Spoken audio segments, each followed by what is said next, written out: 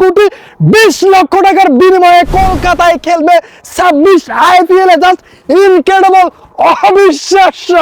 বাইরে ভাই নিলামে মুস্তাফিজুর রহমানকে দেখে জাস্ট গর্বে এজ এ বাংলাদেশি হিসাবে বুকটা ফেটে যাচ্ছিল। জাস্ট অবিশ্বাস্য।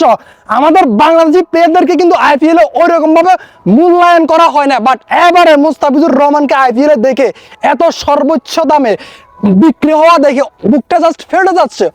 দুর্দান্ত লাগতেছে।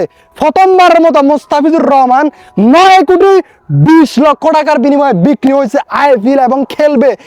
এর আগে কোন প্লেয়ার 9,20,00,000 টাকায় বিক্রি হয় নাই।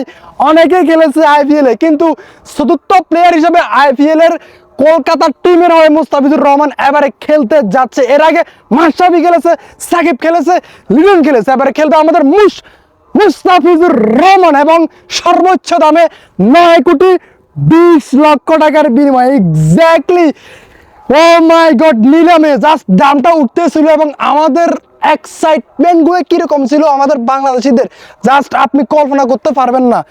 ও মাই গড। কিন্তু একটা জিনিস আপনাকে মাথায় রাখতে হবে যে এই 9,20,00,000 টাকা কিন্তু মুস্তাফিজের একদম মানে আহামরি একদম বেশি কিছু নয়। কেন এই কথাটা বললাম জানেন? দেখেন, এর মানে মুস্তাফিজের পাশাপাশি যদি আপনি ফাতি রানাকে যদি মিলান, দুজনকে যদি দুই পাশে রাখেন, তাহলে দেখবেন মুস্তাফিজ এবং ফাতি রানার বলগুলো দুইজনের বলের মধ্যে কিন্তু আপনার বেশি পার্থক্য নাই।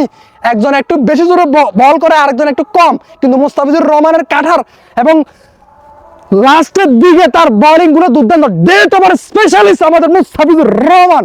এক্স্যাক্টলি। কিন্তু আপনার এই যে ফাতি রানা বিক্রি হইলো কত, 18 কোটি টাকা। ওই জায়গায় আমাদের মুস্তাফিজুর রহমান বিক্রি হইলো 9,20,00,000 টাকায়। তারপরেও কিন্তু অনেক কম, অনেক কম, অনেক কম। আমাদের মুস্তাফিজুর রহমান অনেক ক্যাপেবল প্লেয়ার, বুঝতে পেরেছেন? দ্যাটস ওয়াই তার এটা একদম এক্সপেন্সিভ কিছু নয়। তবে একটা জিনিস মনে রাখতে হবে, যদি চেন্নাই এবং কলকাতার মধ্যে যদি এই যে একটা লড়াই যদি না হইতো, তাহলে কিন্তু মুস্তাফিজুর রহমানের দাম আরো কম হয়ে যেত।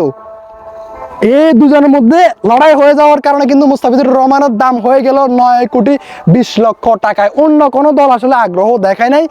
দুজনের জন্য মুস্তাফিজুর রহমান একদম প্রয়োজন ছিল। দ্যাটস ওয়াই লড়াই করেছে শেষ পর্যন্ত এবং কলকাতা নাইট রাইডার্স জিতেছে শেষ পর্যন্ত। এবং মুস্তাফিজুর রহমানকে নেওয়ার পরে সবাই জাস্ট উল্লাস করতেছিল। হ্যাঁ, এবারে মুস্তাফিজুর রহমান হয়তোবা কলকাতার হয়ে দুর্দান্ত ম্যাজিক্যাল স্পেল দেখিয়ে, কাটার দেখিয়ে দুর্দান্ত কিছু করতে যাচ্ছে এবং এবারে হয়তোবা কলকাতা দুর্দান্ত কিছু করবে 26 IPL এ। আপনারা কি মনে করেন? আপনাদের মতামত কমেন্ট বক্সে জানাবেন। এজ এ বাংলাদেশি হিসাবে জাস্ট দুর্দান্ত লাগতেছে, দুর্দান্ত লাগতেছে। আমি এই যে প্রিভিয়াস ভিডিওতে বলেছিলাম যে মুস্তাফিজুর রহমানের দাম হতে পারে 4 থেকে 5 কোটি টাকা, কিন্তু ওই জায়গায় ডাবল হয়ে গেছে, ডাবল হয়ে গেছে।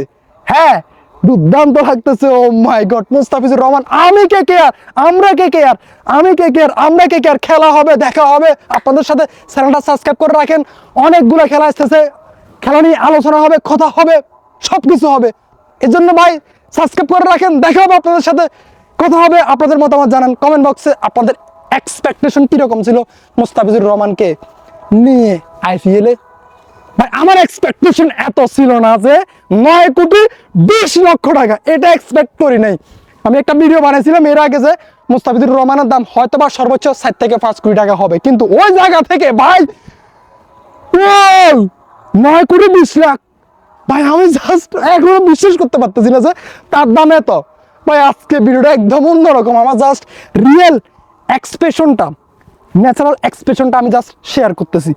ও মাই গড ভাই, ভাই ভাই, খেলা হবে, দেখা হবে। আমি কে কেয়ার, আমি কে কেয়ার। আল্লাহ হাফেজ।